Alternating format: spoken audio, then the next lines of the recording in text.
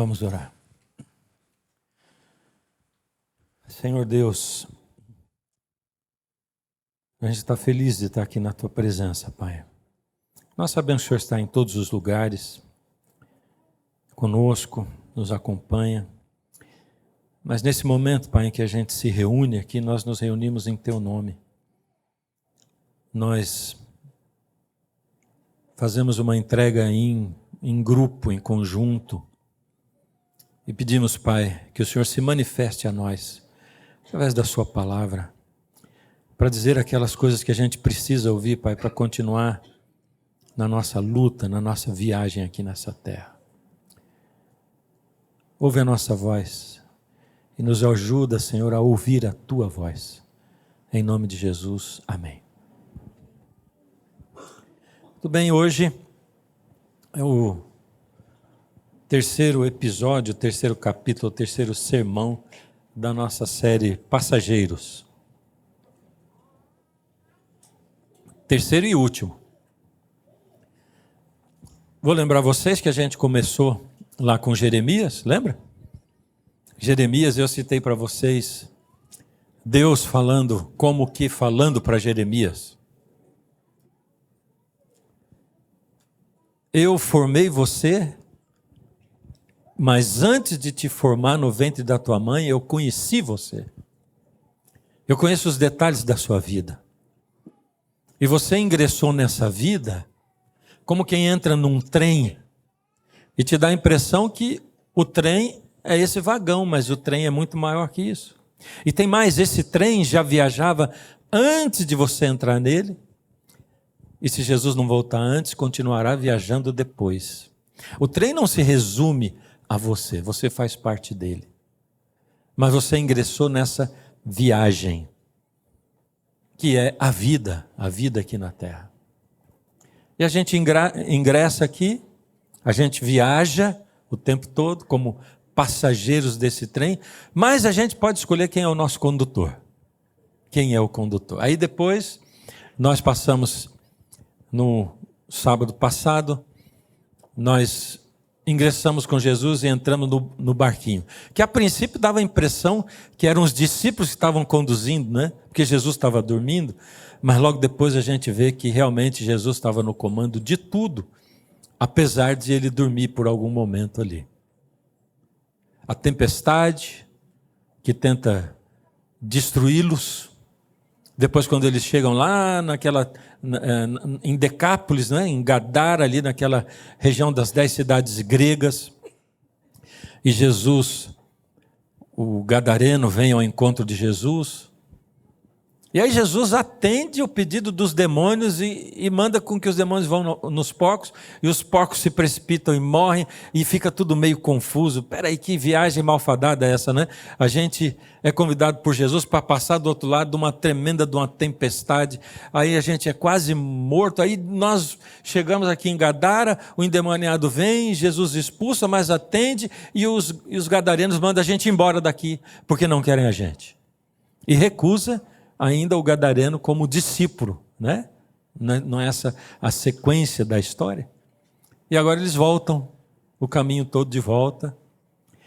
E a nossa viagem que começou num trem, passou para o barquinho, agora continua a pé, do outro lado, de onde eles saíram.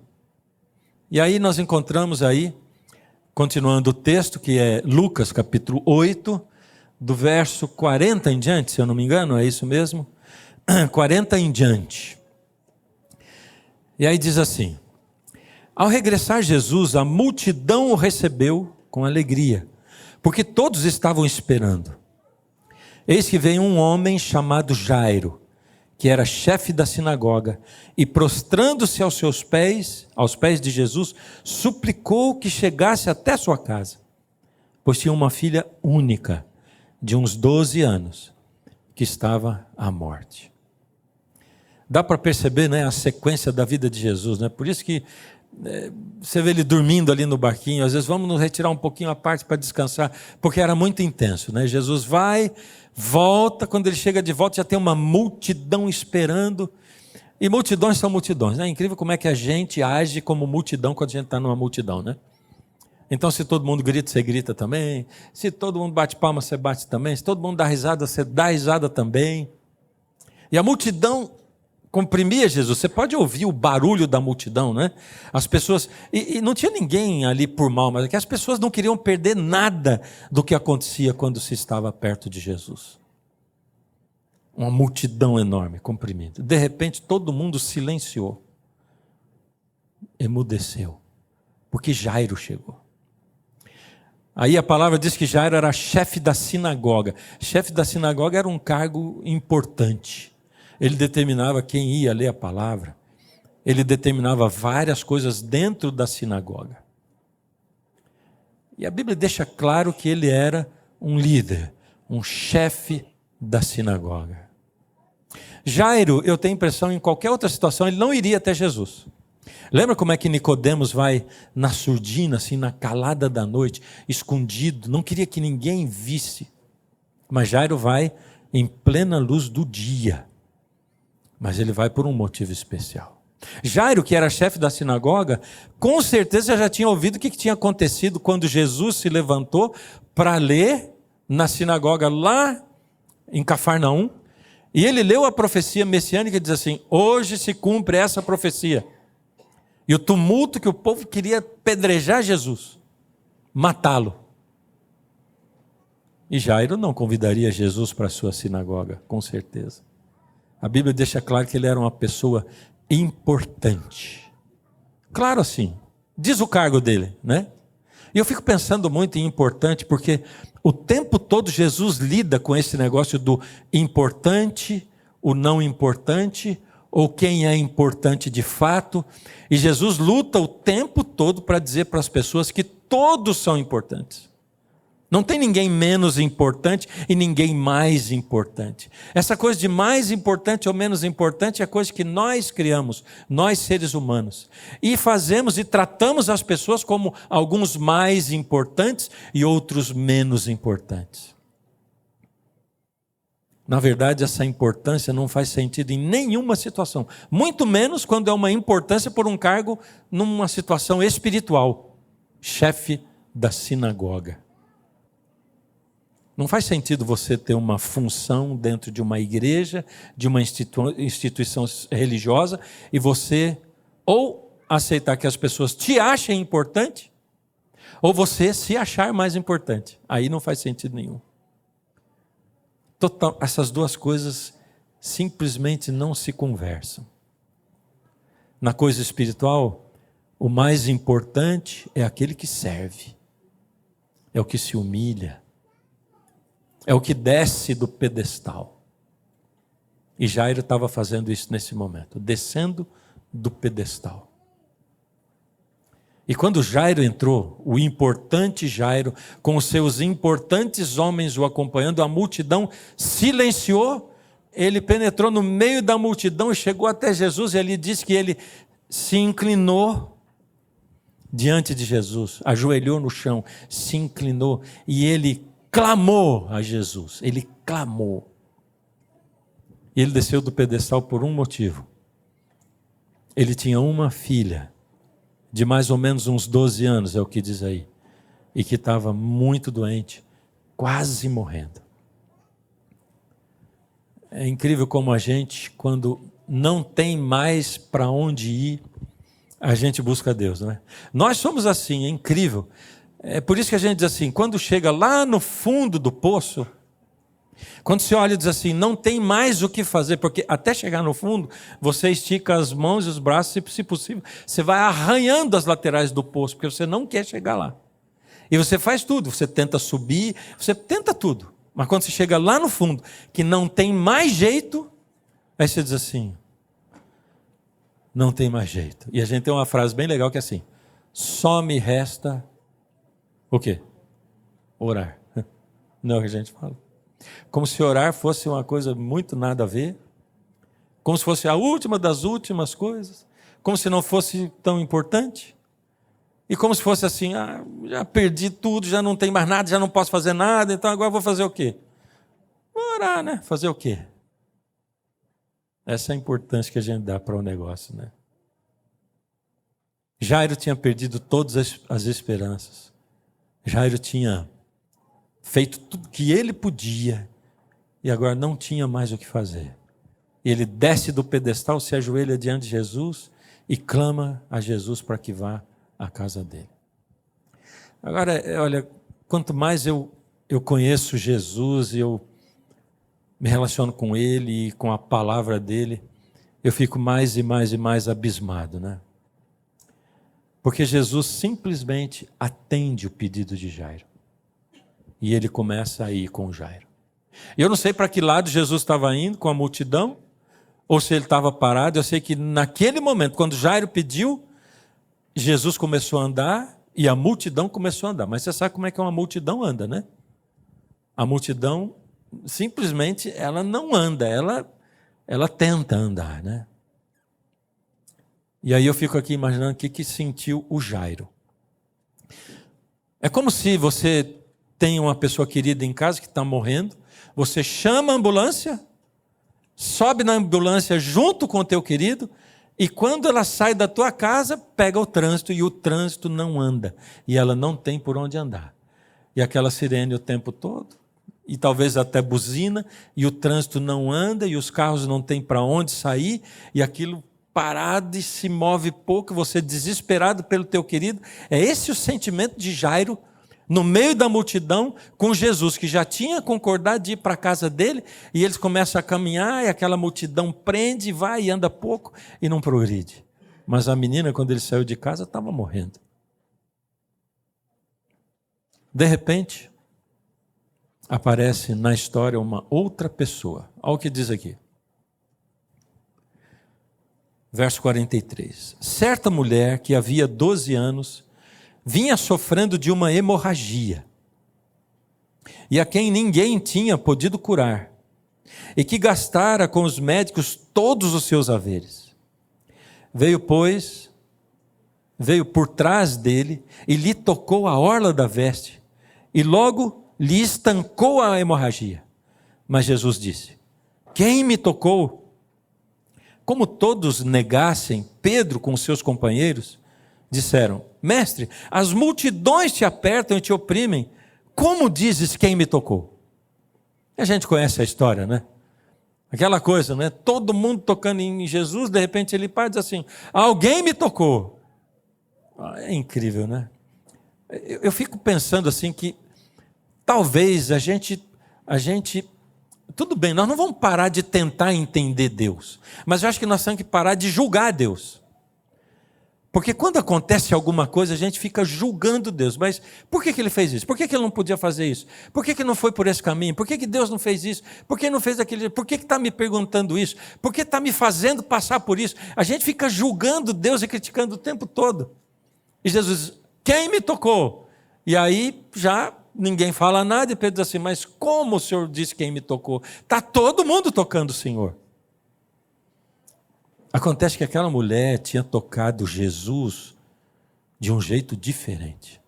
Porque todo mundo tocava Jesus, mas ninguém, a não ser ela, conseguiu arrancar dele poder. Pensa nisso. Pensa nisso. Pensa nisso quando você vem aqui para a igreja. Pensa nisso quando você busca Deus em oração. Pensa nisso quando você busca a palavra. Pensa nisso quando você vê um monte de gente buscando Deus, mas só ela conseguiu arrancar de Jesus poder. Porque ela tocou nele de um jeito diferente. Aí diz que essa mulher estava doente fazia 12 anos. E olha só, se você voltar 12 anos na história, quando a menina do Jairo nasceu, aquela mulher ficou doente, porque a menina tinha 12 anos. E agora, cada dia, cada mês, cada ano que passa, a vida daquelas duas pessoas ou daquelas duas famílias, as vidas vão tomando rumos diferentes e elas vão se distanciando cada vez mais. O que significava a hemorragia? É que na lei de Moisés escreveu leis sanitárias, né? Leis civis para reger o povo de Israel. E as leis tinham seus objetivos. Por exemplo, uma mulher viúva, lá naquele canto do mundo, naquela época, em nenhuma das outras nações, nenhuma mulher poderia trabalhar. Era homem que trabalhava. Por isso, quando uma mulher ficava viúva, ela ia à mendicância, ela virava uma mendiga. Não dentro do povo de Israel. Porque Deus proveu para as viúvas um meio de sustento sem que elas tivessem que pedir esmola. Isso foi colocado na lei de Moisés.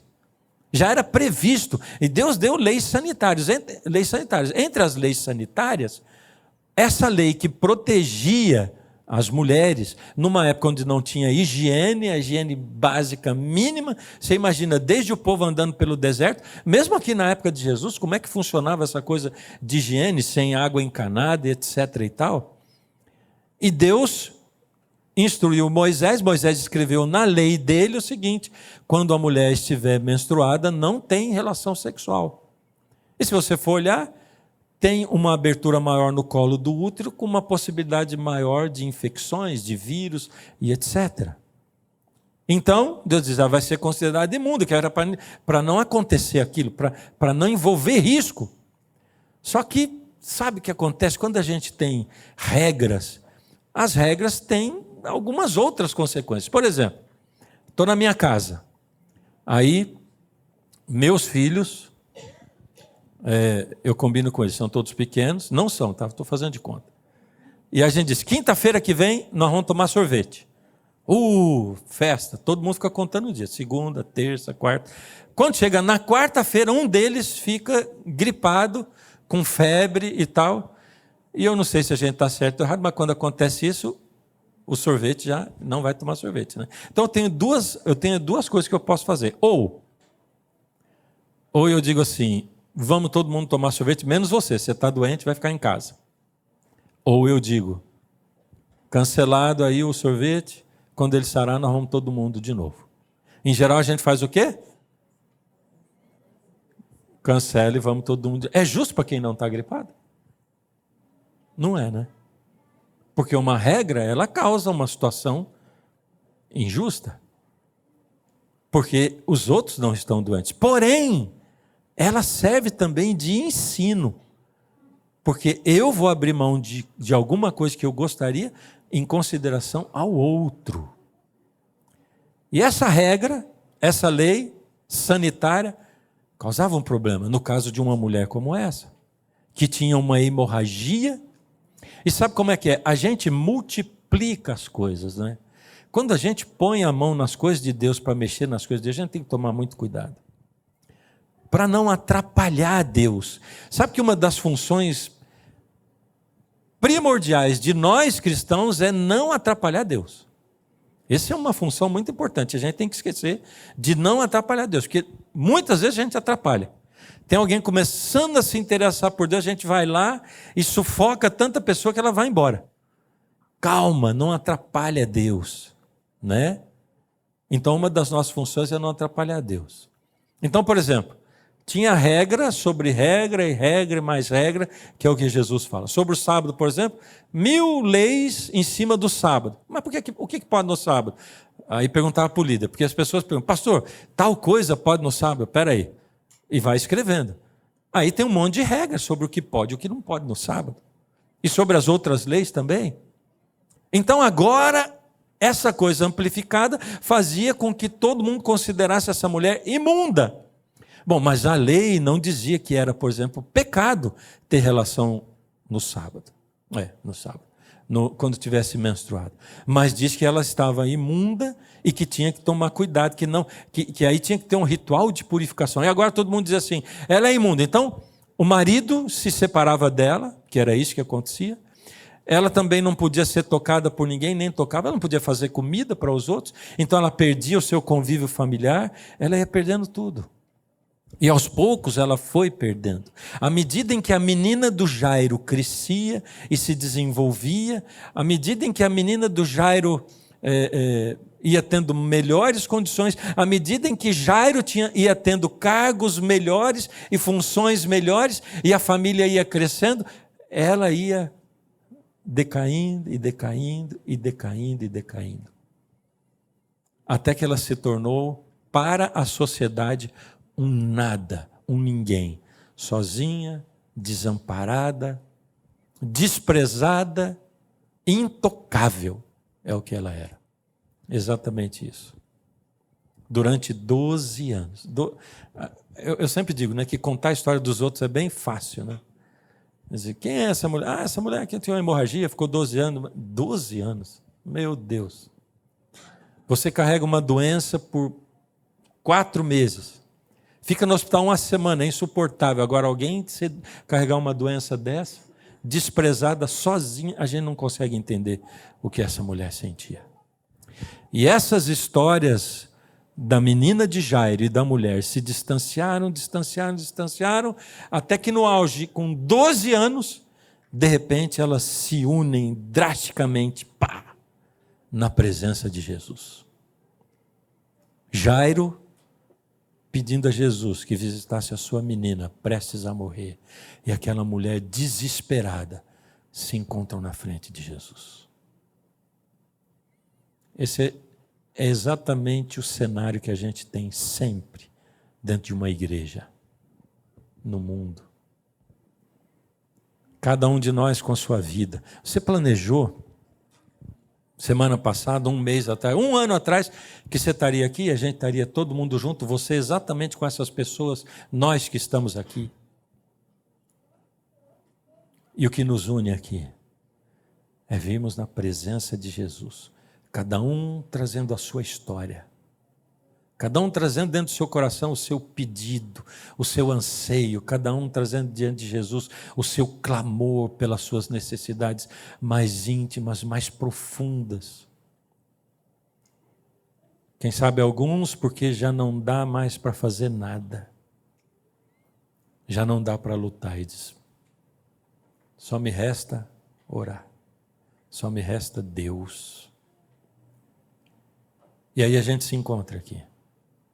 E você vem e diz, vamos ver o que vão dizer lá. Mas de repente Deus começa a falar com você, né? E as nossas vidas se unem no mesmo momento, no mesmo lugar, na presença de Deus.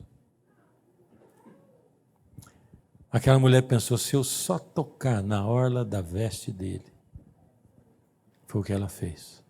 Tocou. E saiu o poder, ela se sentiu curada naquele instante. Peraí, mas a gente esqueceu do Jairo, né?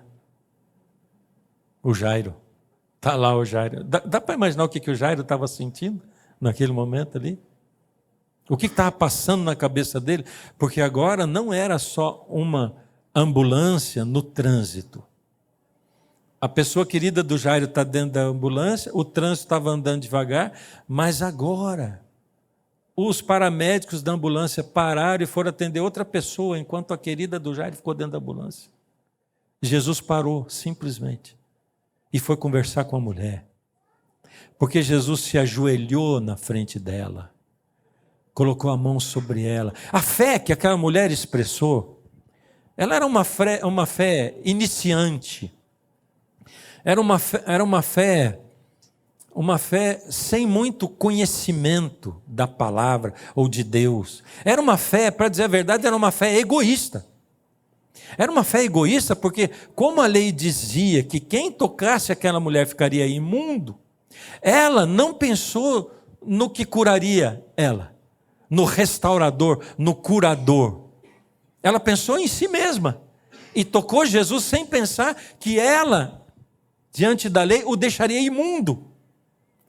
E é incrível pensar, porque na maioria das vezes a gente se aproxima de Jesus por egoísmo. Egoísmo. Às vezes a gente até dá com egoísmo.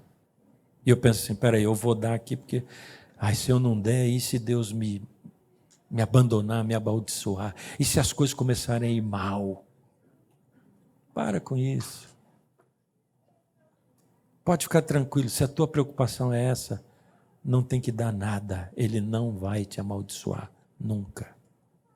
Lembra a parábola do filho pródigo que o próprio Jesus contou? O filho foi embora de casa, pediu para o pai a parte da herança e o pai deu. Ora, nessa parábola, o pai é o próprio Jesus e o filho é aquele que vai para longe dele. E ele está dizendo assim, se você quiser se afastar de mim, se você quiser se enterrar nesse mundo, se você quiser se perder, se você quiser se entregar para os teus sentimentos, para aquilo que chama você para baixo, se você quiser isso, eu vou deixar você livre e não vou te amaldiçoar.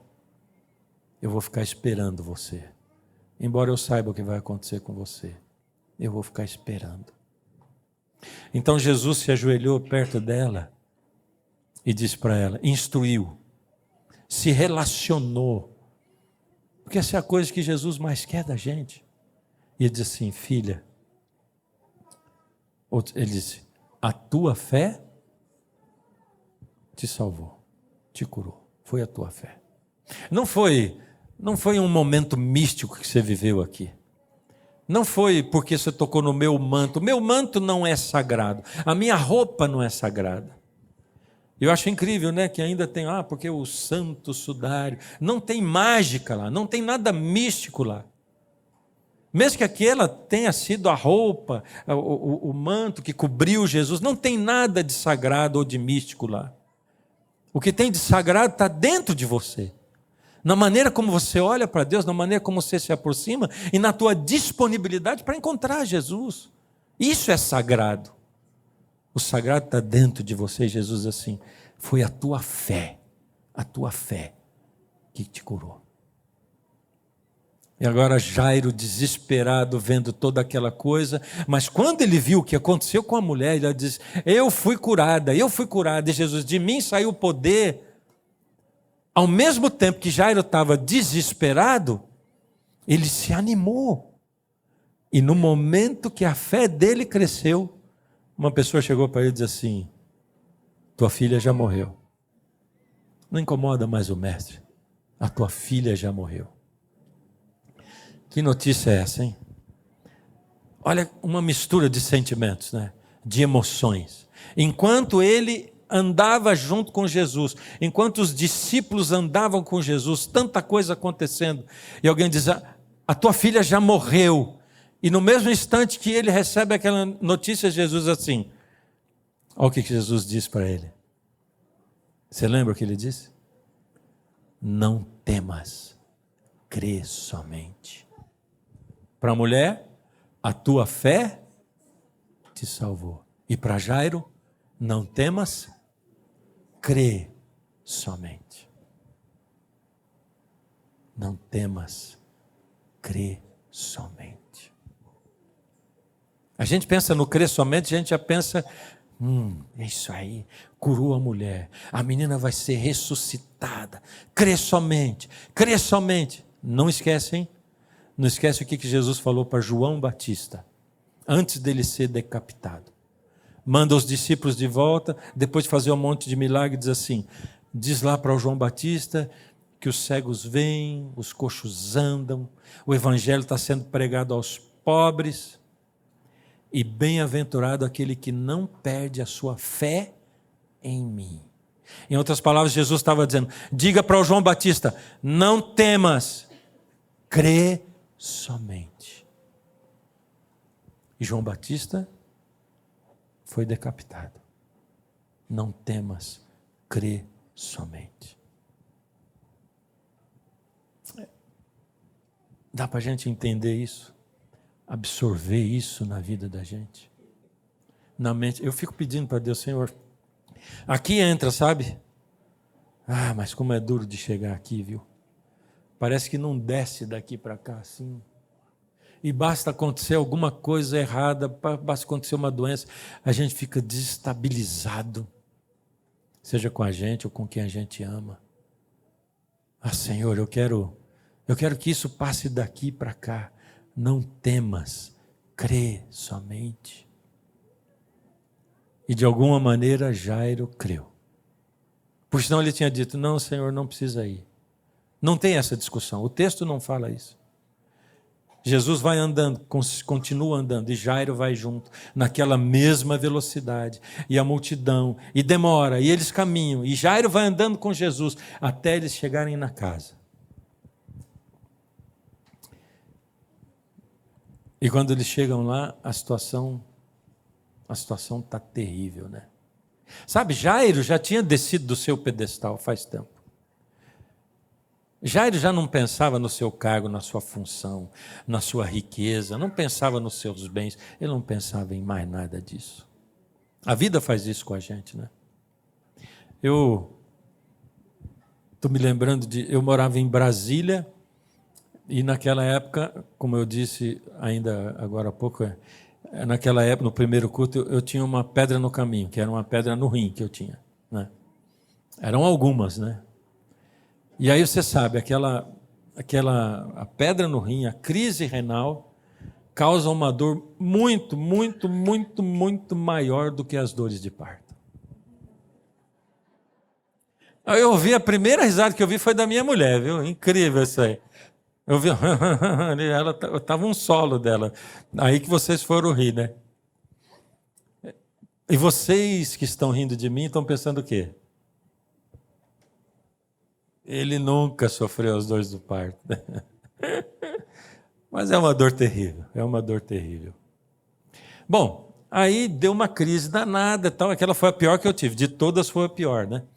E aquilo era náusea e vômito e mal-estar e dor, muita dor e tal. Fui levado para o hospital. Eu sempre fui uma pessoa, pensa numa pessoa recatada, sou eu, né? Olha, dificilmente você vai me ver sem camisa em algum lugar. Eu, desde pequeno, eu nunca nem trocava de roupa na frente de ninguém, nem tia, nem tio, nada, nem priminho, nada. Era um negócio assim, morrendo de vergonha, sempre. E eu tinha uma coisa que meu pai contava para mim como é que é quando ele foi para o exército, e o exame médico, e todo mundo sem roupa e tal. E eu tinha um desespero de chegar nos 18 anos e passar por isso. Para mim era uma coisa terrível. Bom, aquele dia, no meio da crise, quando eu cheguei no hospital, a primeira coisa que fizeram foi me botar uma camisola bonita daquela que você não usa nada embaixo e atrás é aberta, né? Mas eu estava tão mal, mas tão mal, que eu nem vi quando colocaram aquela camisola em mim. Eu não me lembrei daquilo, não vi, quer dizer, não teve problema nenhum. Passei aquela noite com soro, tal, no outro dia ainda acordei mal. De noite foi ruim, no outro dia eu acordei mal também, né? E estava lá assim, caidaço mesmo. Aí veio o camarada para me buscar para ir fazer exame, botando uma cadeira de roda. E quando sentou, eu notei assim, pelo menos deixa eu fechar aqui, atrás estou sentado, ninguém está vendo. Aí estamos indo pelo corredor, o camarada empurrando minha cadeira e minha mulher do lado, quando de repente ela olhou assim, eu só ouvindo, porque eu estava assim. Eu vi a mulher dizer, esse aí não é o pastor Fernando? Eu digo, meu Deus, eu mereço isso aqui. Eu com aquela coisinha aqui na metade das coxinhas. Né? Ai, ai. Não tem jeito. No hospital a gente é todo mundo igual, né? Não? Pensa bem, né? Vocês, médicos e médicas aí que sabem. Vira a gente do avesso, faz e desfaz, e você está lá e acabou. Jairo tinha descido do seu pedestal faz tempo. Não importava mais nada. Chegou em casa, as carpideiras, a menina estava morta, lábios brancos, pele branca, gelada, morta. E quando Jesus chegou, disseram, ela está morta. E ele diz assim, não, ela dorme. Ela dorme. Ela estava dormindo ou estava morta? Hã? Então Jesus não estava mentindo. Ele estava mentindo? Mas ele disse que ela estava dormindo, mas ela estava morta. Olha, deixa eu falar um negócio para você. De toda essa série aqui que eu estou pregando, de tudo, para mim, essas palavras são as mais importantes, de tudo. Se você esquecer tudo que foi falado, mas lembrar disso aqui, ela dorme. É porque para Jesus, o que mais importa é a morte eterna. Não é essa morte. Morte eterna. Isso é morte. A outra morte, pela qual a gente passa aqui, e que interrompe momentaneamente a nossa viagem, essa morte é sono. E quando eu estava lendo isso aqui lá em casa e meditando, me veio um sentimento assim, sabe? lembrando da minha mãe e do meu pai. Aí Deus disse assim para mim: ela e ele dormem. Dormem. Você tem alguém querido que está dormindo? Ela dorme. Ele dorme. Para Jesus isso não é morte. Porque sabe, essa menina a quem Jesus ressuscitou, ela morreu de novo. Mas ela dormiu de novo. Lázaro, a quem Jesus ressuscitou, dormiu de novo. Pedro, João, todos eles dormiram. Eles dormem. Porque morte de verdade é a morte eterna. Para essa não tem solução. Bem-aventurado aqueles que desde agora morrem, descansam. Sobre estes, a segunda morte não tem poder, não tem domínio. A menina dorme. Mas eu vou acordá-la. Eu vou acordá-la. Aí Jesus vai e chama a menina de menina, acorda. Essa coisa que Jesus falou, esse poder que ele tem, porque a palavra de Deus é assim: e ressoada a trombeta de Deus, ouvida a voz do arcanjo, o Senhor descerá do céu com um alarido de voz, e os que morreram em Cristo ressuscitarão primeiro. E aí a gente começa a exercitar a nossa mente e diz assim: mas será que morreu em Cristo? Será que está salvo? Será que não está salvo? E alguns a gente já julga, condenando: ah, mas ele não estava na igreja, ah, mas ela não foi batizada, ah, mas... Para de julgar. Não julga Deus, não julga o teu próximo, não julga as pessoas que você ama. Eu fui uma vez no hospital fazer uma visita para uma mulher, e ela estava lá inconsolável. Inconsolável porque ela tinha depressão, era bipolar, e ela tinha tentado tirar a própria vida. Então ela estava inconsolável. Porque ela pensava: agora eu pequei e não tem perdão para mim, porque eu tentei tirar a minha própria vida. E a irmã me chamou para ir lá. E quando eu cheguei, eu disse para ela assim: vamos imaginar que a tua irmã, ela tem bipolaridade, ela é depressiva. E num auge, numa crise, ela tentou matar você. E eu tenho certeza que você nunca mais vai perdoar sua irmã, não é verdade? Porque uma coisa dessa não se perdoa. E ela falou: perdoo. Mas como você perdoa? Ela está na crise. Ela não está em posse de si mesma. Eu digo: ah, entendi. Quer dizer que você consegue entender isso, né? Mas Deus não. Porque você acha que Deus não te perdoa, não é? Para de se julgar.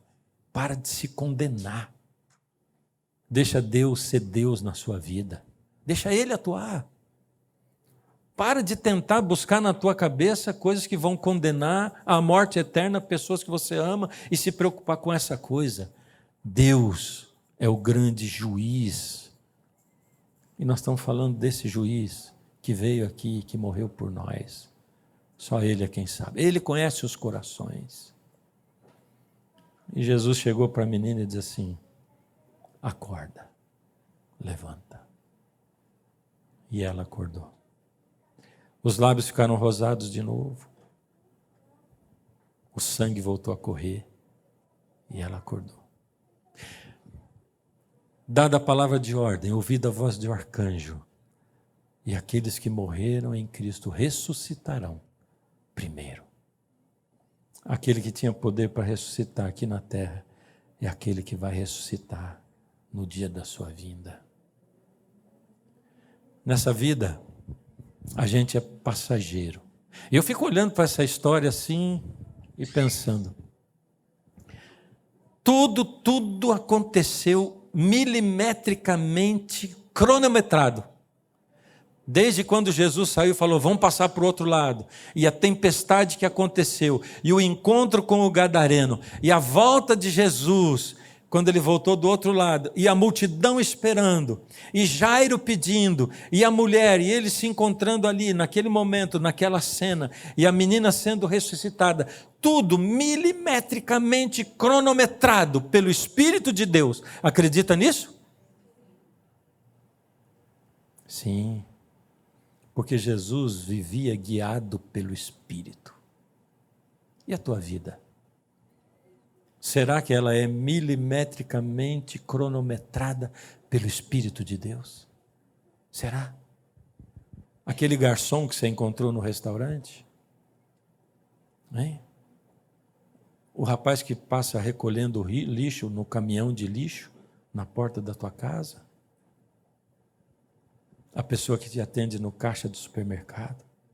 Será que é tudo milimetricamente cronometrado pelo Espírito de Deus? Pode ser. No momento que você quiser, poderá ser. Se você se colocar na mão de Deus e dizer, Senhor, dirige isso aqui. Eu quero só ser um passageiro. É o Senhor quem vai dirigir. Assim funciona ser guiado pelo Espírito. E quando a gente é guiado pelo Espírito, sabe o que acontece? Você senta no barquinho e Jesus vai dirigindo. E de repente vira para cá e fala, uau, inesperado, não estava esperando isso aqui. Mas a vida é uma emoção com Jesus. Porque as coisas acontecem aqui e ali, e embora você não saiba o que vai acontecer, você se lembra, espera aí, não sou eu que estou dirigindo esse barquinho, é Jesus, eu só sou passageiro. Dá para aceitar ser passageiro? Dá. Deus, por favor, me ajuda para que toda essa coisa que eu sei, que eu conheço, que eu entendo, passe aqui para o meu coração. Eu aceite, Pai, seja o que for. Porque o Senhor está me dando a oportunidade de viver essa vida, para que eu possa viver a vida eterna.